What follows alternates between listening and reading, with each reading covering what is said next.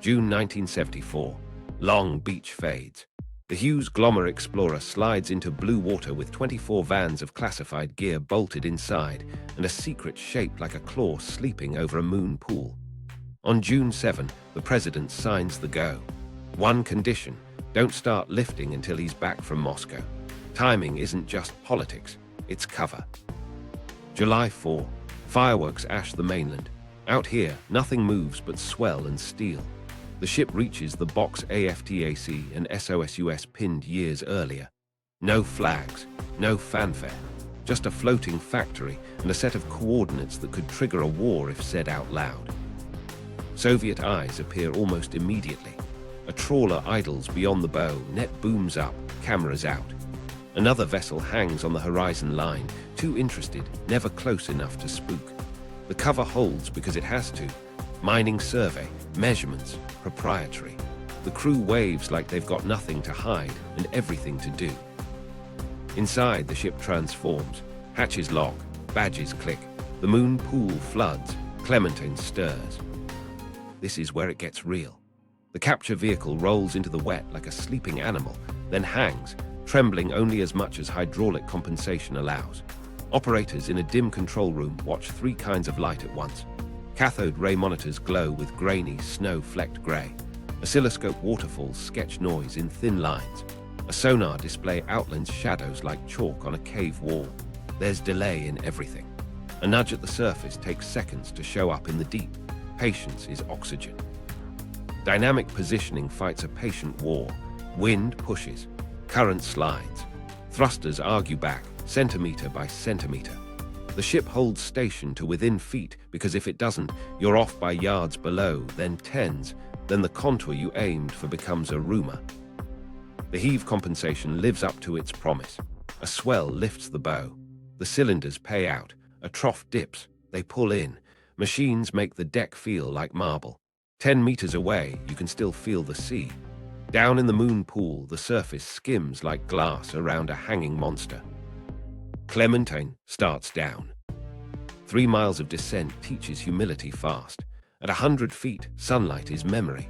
At 1,000, your world is instruments. The pipe string hums with slow, living tension, gravity and buoyancy arguing through steel. Every 100 meters, the crew calls numbers like a liturgy. Pay out, check load, check temp, cameras on, cameras off to cool. Hydraulics whisper under pressure. Time gets weird. A lowering that would take minutes in air takes hours here. Men who could sprint a missile drill move like monks. They drink coffee they can't taste. They speak in clipped phrases because too many words feel like weight. Halfway down, the ocean begins to ice their world. Hydraulic fluid thickens as degrees drop. A backup pump kicks on like a second heartbeat. Telemetry jitters, then steadies. The operators don't talk about what happens if the lines freeze. They just watch gauges and trust the redundancy they argued into the design. The trawler is still there on the surface, a patient silhouette.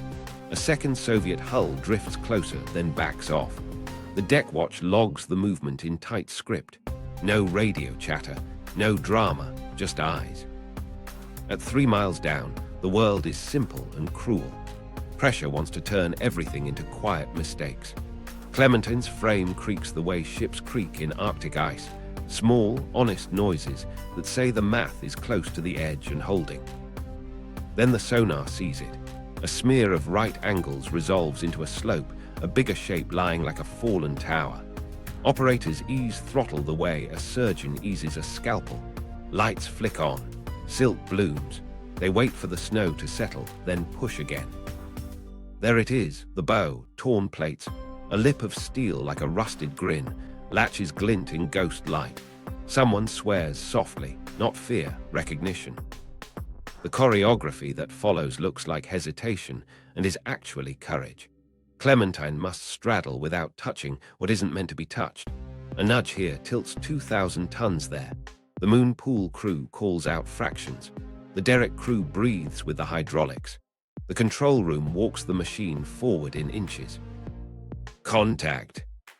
Not an impact, a settling. Latches open like teeth and then close until a hydraulic sigh says bite. Strain gauges flutter toward red, then sit, trembling under load. Up top, the heave system leans into its dance. Down below, Clementine and a Soviet bow become one problem. "Load on," someone says. It sounds like a prayer. The first lift has a taste to it. Metal in the mouth. You can't explain it if you haven't felt a ship take on weight it didn't have a second ago.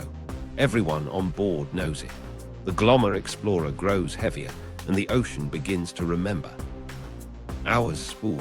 The pipe string comes up section by section, men walking tongs and spinning joints with a rhythm that lived in all fields before it lived here. Each stand gets broken, swung, racked. Another descends to take its place. A factory loop around a secret heart. Half a day in, the sea slaps the hull like it's bored, the Soviet's shadow. Inside the moon pool, the black circle is just blacker. In the control room, a hairline on a gauge quivers, then settles. Someone marks it. Someone else doesn't breathe for 3 seconds. A weld pops somewhere in the world, and everyone hears it in their teeth. It's not a failure. It's steel talking, the kind of talk you don't ignore. Then the ship shudders a little differently. It takes a second to realize why. Clementine and the bow are no longer resting on the bottom. They're hanging in water, alone. That's the point where some men start to believe, and others start to worry more. The climb has only begun. The ocean has all the time in the world. Up top, a Soviet deckhand lights a cigarette and watches history he can't see. Below, every inch of rise brings you closer to a decision you can't take back. The break when steel screamed. It starts as a sound you feel before you hear, a new vibration in the deck plates, a note the ship hasn't played yet. Then the meter nudges higher, the pen trembles, and every man on watch knows what that means. The load is alive. Hours stack into a day. The pipe string comes up joint by joint. Each stand swings, breaks, racks. The heave system breathes, thrusters murmur. Clementine and the bow ride in black water, 3 miles up from where they started, 3 miles down from where they need to be. Nothing gives, nothing dramatic. Just steel doing math at the limits of trust. Then the ocean reminds them it's not impressed. A swell line shifts. Compensation catches most of it, not all. The load spikes for a heartbeat. A shadow of stress ripples through the pipe. Gauges jump. The hiss of hydraulics sharpens. Everyone goes quiet. It happens fast after that. A noise like a groan amplified by miles. Not snapping, not yet. More like an old ship turning in ice. A subtle shudder runs through the derrick, down the string, into the deep. On a monitor, a faint flicker swims. A latch camera shows a sliver of motion where none should be. A brace sings in a way no one wants. Hold, the word buys seconds. Metal screams. Not a cinematic crack. A drawn-out, throat-tearing wail that crawls up the ship's spine. One finger goes, then another. Clementine's frame deforms exactly the way models said it might if luck ran out. The forward section shifts inside the capture arms. Weight redistributes into angles that were never in the plan. Up top, men flinch at a sound from a place their ears have never been. Down below, the camera's judder smear lose the picture. The load meter surges as mass moves outside the centerline. Hydraulics hit their range and stay there. Compensation can't cancel everything. Physics is in the room now. Then the drop, not all at once. A sliding away. You can't see it from the deck. You can feel it in your feet. Tens of tons leave the system like someone unkinked a vein. The gauge falls, steadies, falls again. 2/3 of what Clementine holds lets go and returns to the pressure that made it. Down there, it will hit bottom and become pieces. Silence follows that nobody trusts. What's left in the jaws is the forward section, shorter than they wanted, heavier than it looks. Torpedo room, torn bow, maybe crypto scraps in a compartment that didn't fail. The conning tower is gone. The missile bay is gone. The vault they dreamed of is back on the seafloor. The most valuable secrets just slipped into darkness and took the safest version of the operation with them. Now comes the choice. Abort and dump the rest. Pretend nothing happened. Sail away under a cover story that now feels thin. Or lift what you still have, under Soviet eyes, with a wounded machine and a risk curve that just bent against you. This isn't a vote so much as a reckoning. The mission director stares at numbers that smell like money burned and years spent. The engineering lead runs through failure modes and sees enough margin in the survivors to keep going. The deck boss listens to the ship and says the derrick can take it if the sea behaves. No one speaks the word missiles. They don't have to.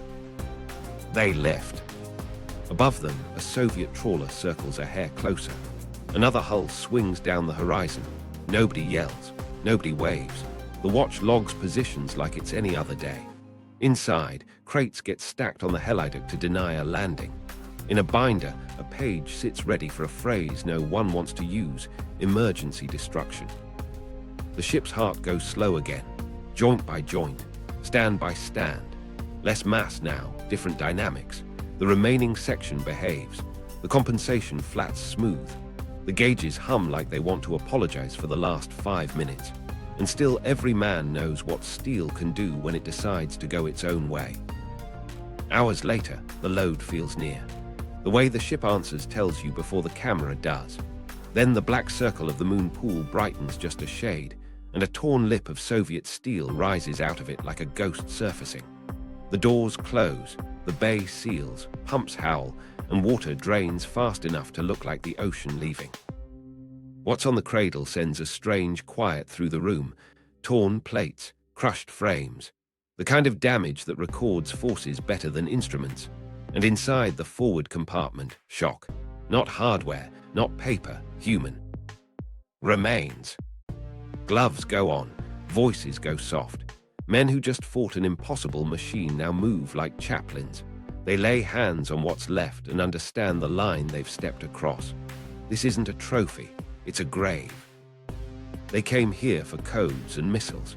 They got something else, something that will be harder to carry back than any metal. And while they stand there, breathing that new air, someone says what everyone knows is coming next. Get ready, the press will smell this, and Moscow already does. The break didn't just tear steel, it shredded the clean version of the story. What they brought up will still matter. What fell will haunt them, and the world beyond the hull is about to ask questions no one is allowed to answer. The human cargo remains on deck, honor in secret. The room changes when you realize you're not alone with metal. The forward compartment isn't just bent frames and torn plate. It holds 6 men who never went home. The deck crew, loud a minute ago, drops to a hush. Gloves crackle, voices shrink. Nobody needs an order to understand what this is. Here's where things get real. The mission turns from theft to stewardship in a single breath. The plan didn't have a line item for this. It does now. A medic steps in with a Geiger counter first, clicks steady but low. Good. The radiation monitors stay quiet enough to keep panic outside the door. They bring body bags up slow, not as a prop, but because the cold kept these men recognizable. That makes it worse and better at the same time. Procedure takes over. Not official Navy regs, not really. Something older. They treat the space like a chapel. A senior chief calls the pace. One at a time, careful hands, no shortcuts. Someone pulls a blanket across a jagged edge so nobody scrapes a name off a story. They find a ring on a finger, a watch stopped somewhere between 2 worlds. They catalog what they must and tuck it away. Not as trophies, as their duty. The cradle crew keeps working, but softer now. Every sound feels too bright. Outside, the ocean moves and doesn't care. The Soviet trawler holds its lazy circle. Another hull shows up on the horizon, still distant, still watching. On deck, the helipad stays covered under crates. Legal pads sit open to the emergency destruction plan, pens uncapped, just in case. The world can't see what's inside, and it can't see what's about to happen next. They plan a burial at sea, not later, now. Classification wraps the decision like a blanket, but the heart of it isn't secret. It's human. The ship's PA doesn't blare. Word passes as word does on ships, fast and quiet. The crew gathers along railings outside the bay, hard hats off, sleeves rolled down. No flags, no cameras, except one that keeps its lens capped until the last moment to mark proof, not glory. A chaplain. There isn't one aboard, not officially. So a bosun reads a psalm he half remembers, voice steady enough. Another sailor, a son of a man who went to sea and didn't come back, adds a few words that fit. The mission director says nothing. He just nods once to the casket team. 6 simple boxes, sealed, clean, no markings. They weigh enough to feel real in your hands and too little for what they carry. The ship slows. Thrusters whisper to keep her online. The collective noise of a working deck fades to a respectful hum. They tilt the first casket. It slides, pauses, rests on the lip, and then the ocean takes it. The second follows, then the third. After each, a beat, not for drama, for breath. Men who drilled pipe joints for days now blink hard and stare at the water like it might answer something. It doesn't. Here's where things get interesting. A camera runs, but not for public affairs. The film will live in a vault for decades, shown to nobody, then to a few, then finally to the families who waited in apartments half a world away, not as proof of power, as proof of care. Years later, a Russian president will watch and nod. The sea level's old enemies. Back inside, the work resumes, but the tone never resets. Decon teams strip the bay like a hospital after a long case. Anything that touched the remains gets logged and scrubbed. The Geiger counters tick along, still low, still calm. A petty officer walks the line and corrects a label by 1 digit because details matter most when hands shake. The intelligence team steps into the quiet space left behind and gets to their job. Hull cuts get measured, fracture patterns photographed.